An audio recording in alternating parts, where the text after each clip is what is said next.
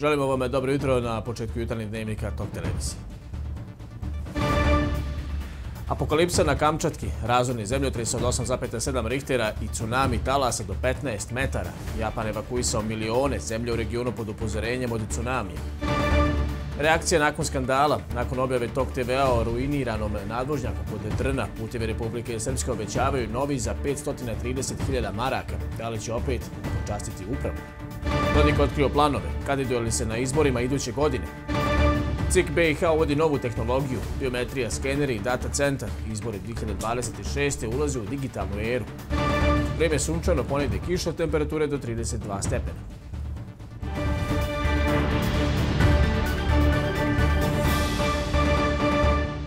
Razoran zemljotres je činio 8,7 stepeni Richterove skale koji je pogodio Kamčatku u Rusiji i izazvao je niz tsunami u regionu, kao i u oblasti Sahalin.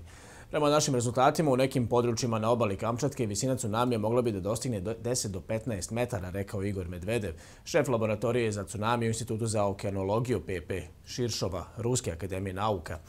Brza procjena prirode je prostiranja tsunami talasa i njihovih visina u sjeverozapadnom Tihom okeanu sprovedena je korišćenjem numeričkog modelisanja. Najveći talasi tsunamije primjećeni su u blizini žarišta, odnosno na obali jugoistočne Kamčatke i sjevernih Kurilskih ostrva. Prema informacijama dobijenih od očevidaca, na više mjesta na Kamčatki i u blizini sela Severo-Kurilsk visina talasa tsunamija prelazila je 6 metara, objasnio naučnik.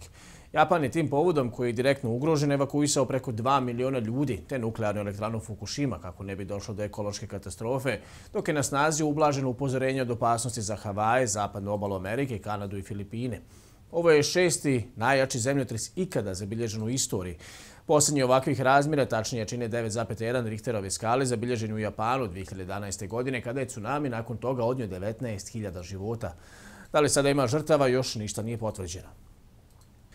Nakon što je TOK televizija objavila snimak nadvožnjaka u Trnu kod Banja Luke iznad magistralnog puta sa katastrofalnim oštećenjem, iz Puteva Republike Srpske kažu da će biti izgrađen novi nadvožnjak čija vrijednost radova iznosi 530.000 konvertibilnih maraka. Nadati se da izvođač i ovoga puta neće morati počastiti upravu Puteva za plaćanje radova koja, kako je prema rečima tužilaštva Bosne i Hercegovine, bila sa prethodna 2 direktora koji su zbog toga i uhapšeni i čekaju optužnicu, dok građani čekaju da vide konačno nekoga iza rešetaka zbog visoke korupcije. Kako kažu iz Puteva, koji se nisu sjetili dok naša televizija nije objavila stanje nadvožnjaka, radovi čiji će početi do kraja sedmice jer je procedura ugovaranja već provedena, dok je rok izgradnje 90 dana. U toku je prebacivanje mehanizacije na gradilište kako bi se stvorili uslovi za izvođenje radova, zašto je neophodno i pribavljanje rješenja Ministarstva saobraćaja i veza o izmjeni režima saobraćaja, navode u Putevima. Iz Puteva mole građane da budu strpljivi jer će zbog bezbjednosti saobraćaja na nadvožnjaku i ispod njega biti obustavljen te preusmjeren na alternativne putne pravce.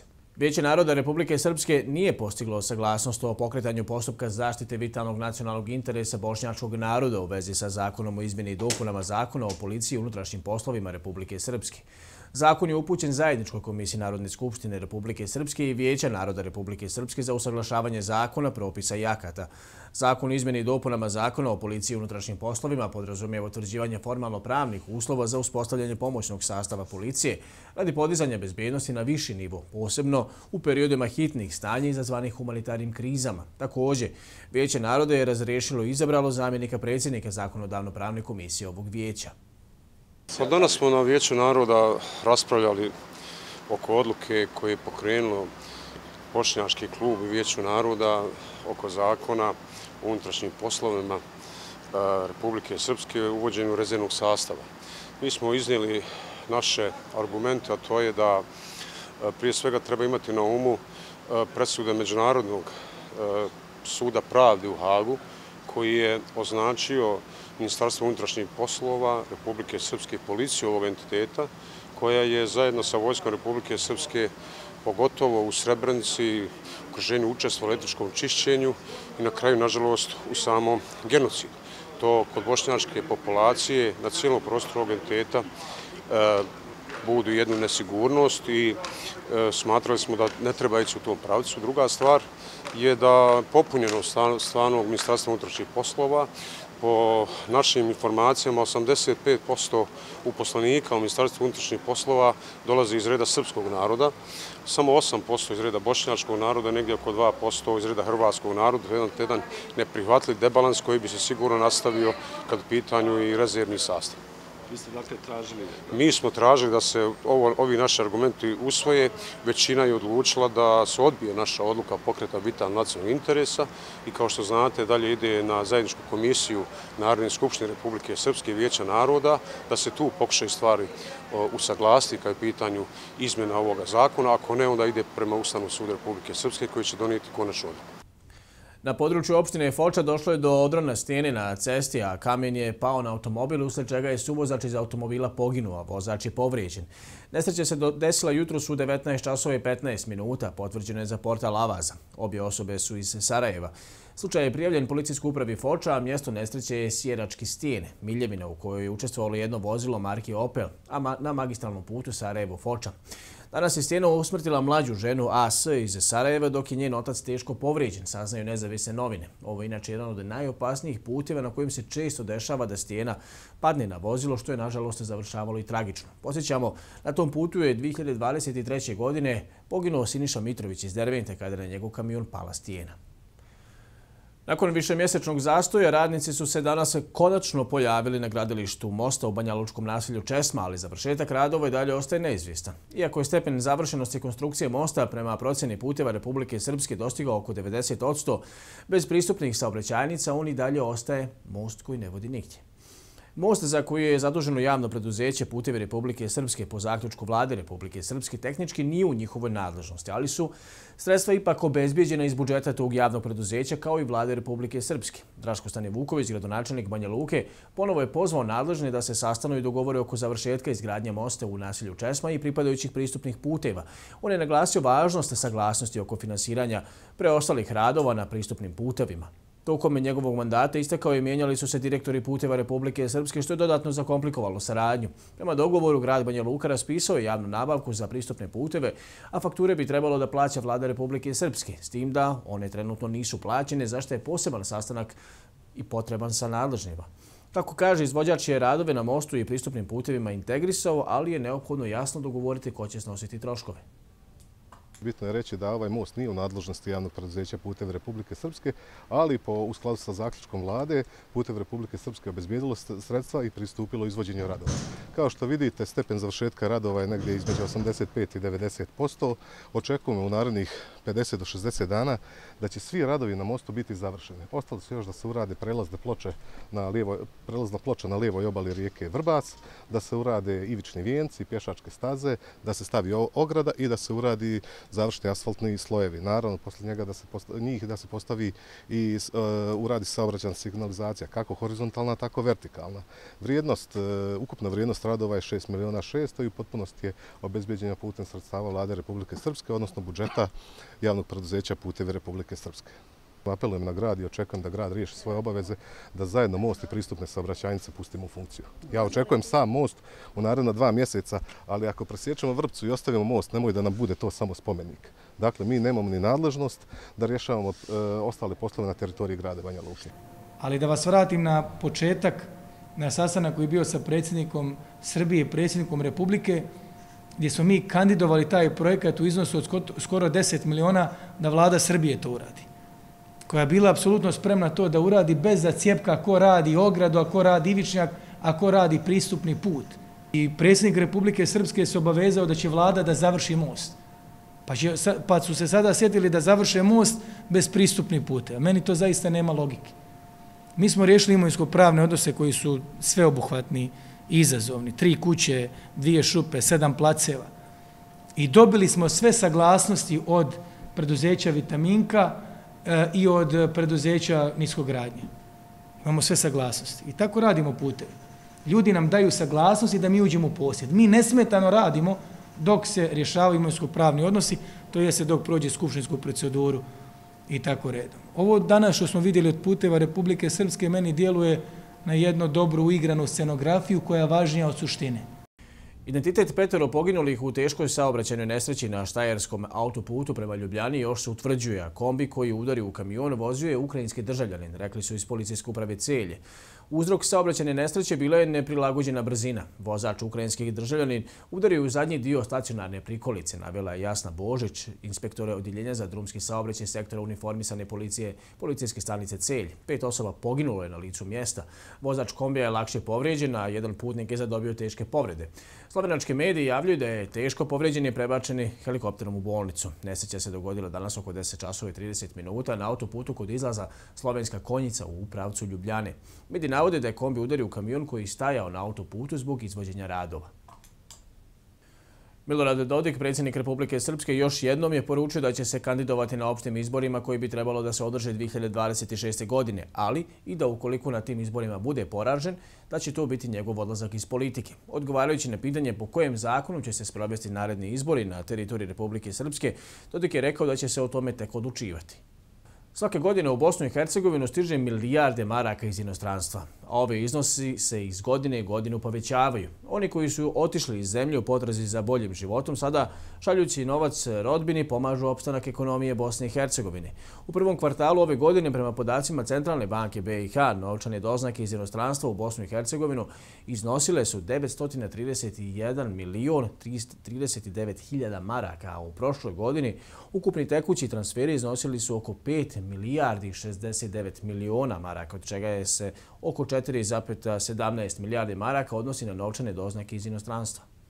Centralna izborna komisija Bosne i Hercegovine usvojila je okvirni operativni plan za uvođenje specifičnih tehnologija u izborni proces koji podrazumijeva da su u ovoj godini sprovede javna nabavka uređaja za biometrijsku identifikaciju birača i optičkih skenera za automatsko prebrojavanje glasačkih listića te nabavka softverskih licenci za uređaje. U idućoj godini CIK planira da osigura skladište i prostor za uređaje, zatim izvrši javne nabavke papira i štampanje glasačkih listića. Također, planom je predviđeno da u idućoj godini CIK zaposli dodatno osoblje koji će raditi na realizaciji projekta, zatim organizovati edukaciju i treninge te uspostaviti data centar.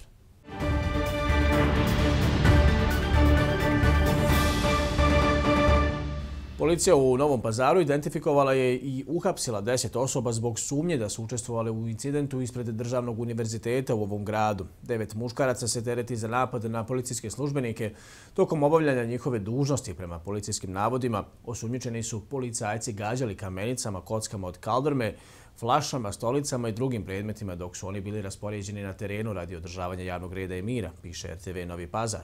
Načelnik policijske uprave u Novom Pazaru, Nermin Ljajić, je izjavio da je 6 policajaca povrijeđeno tokom sukoba sa građanima ispred Državnog univerziteta.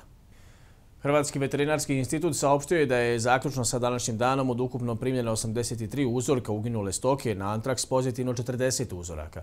Iz Hrvatskog veterinarskog instituta navode da su zaključno sa 30. julom ukupno primljeno 83 uzorka, 73 goveda, 5 koza, 4 ovce, 1 lane, od kojih su 63 stavljena u postupak obrade. Pozitivne životinje su iz opština Vrlika, Civljane, Biskupija, Drniš, Ružić, Kijevo i Knin. Hrvatski veterinarski institut je 18. jula obavijestio da je potvrđen slučaj antraksa u Hrvatskoj i to na području opštine Vrlika u Šibensko-Kninskoj županiji. Vlada je najavila da će za uginulu stoku od posljedica zaraze antraksom stočari od države dobiti naknadu od 1.500 do 1.700 evra. Zahtjeve za isplatu odštete moći će se podnositi od septembra.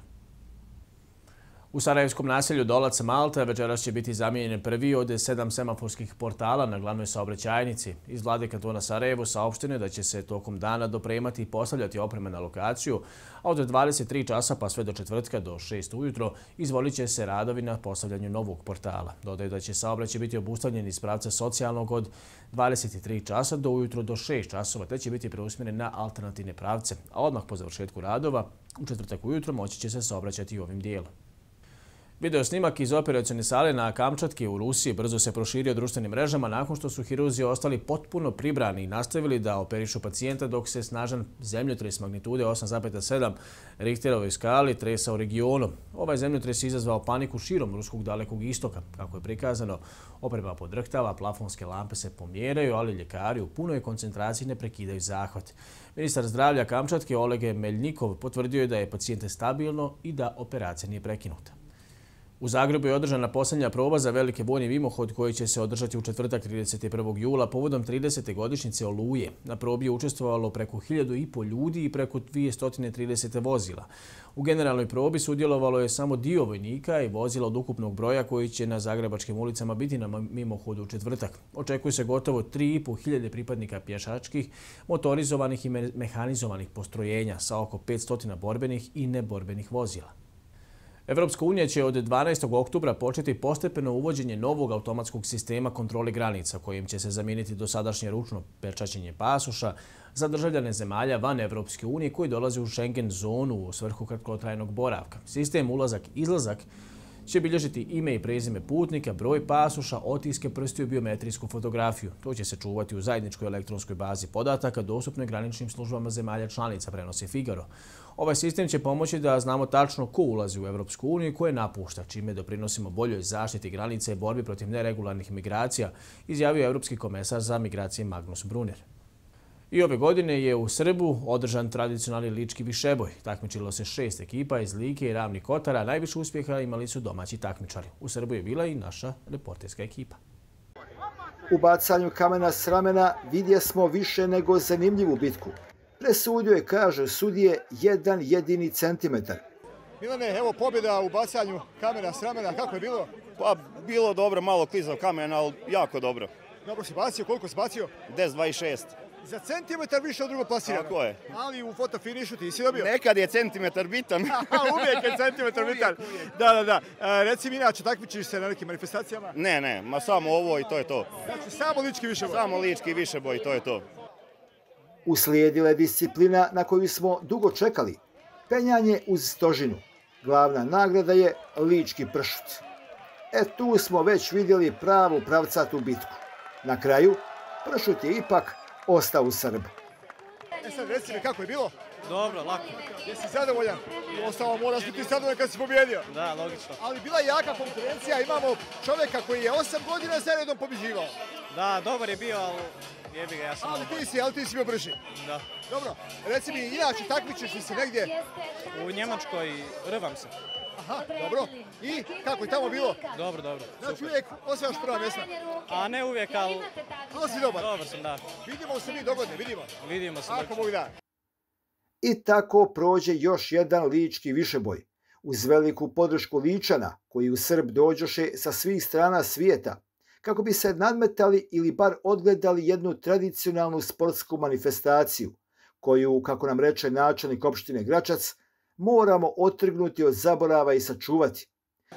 Pa gledajte, najviše je bilo u tome vremenu dok sam ja bio načelnik tih 8 godina, bilo više ljudi ovdje. Malo su ljudi odšli i bilo više ekipa. Imali smo tu ekipu iz Zapatina koja je pobjeđivala po čitavoj Srbiji. To su stvarno bili jaki momci, ko parnjače ove lokomotive. Tako da su bili snažni, jaki, ovdje su dolazili. Tako da je bilo dosta interesantno. Ali ovo je dobro. Evo, znate šta je bitno? Da se očuvalo.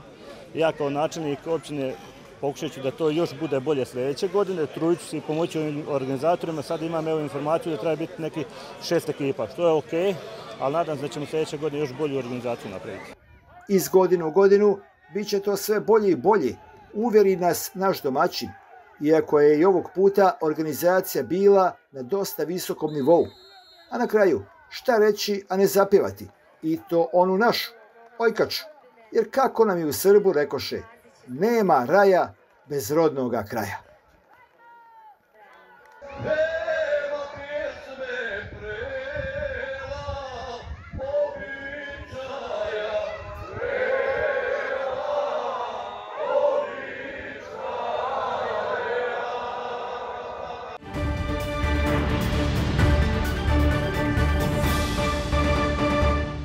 Fudbaleri Crvene zvezde plasirali su se u treće kolo kvalifikacija za Ligu šampiona pobjedom protiv Lincolna rezultatom 5-1, ukupnim rezultatom 6-1. U narednoj fazi čeka ih susret sa najvjerovatnije poljskim Leom koji u prvom meču savladao Breidablik rezultatom 7-1. Ovaj meč za crveno-bijele bio je poseban i zbog debitanskog nastupa Marka Arnautovića.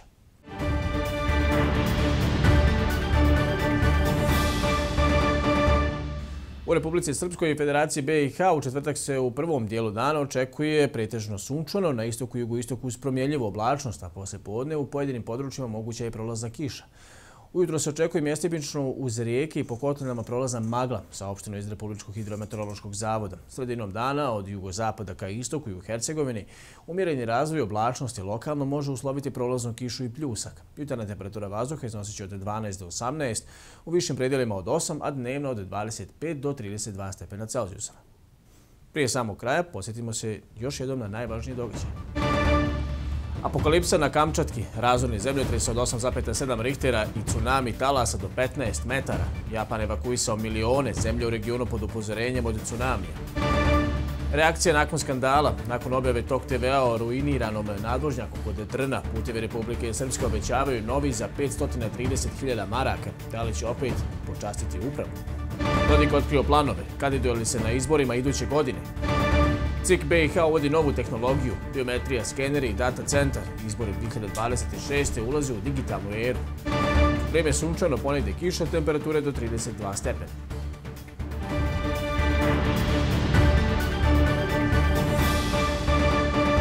Hvala vam za pažnju. Došli smo do kraja još jednog jutarnjeg izdanja Dnevnika. Bilo bi to sve do večerašnjeg gledanja. I dalje ostanite u toku.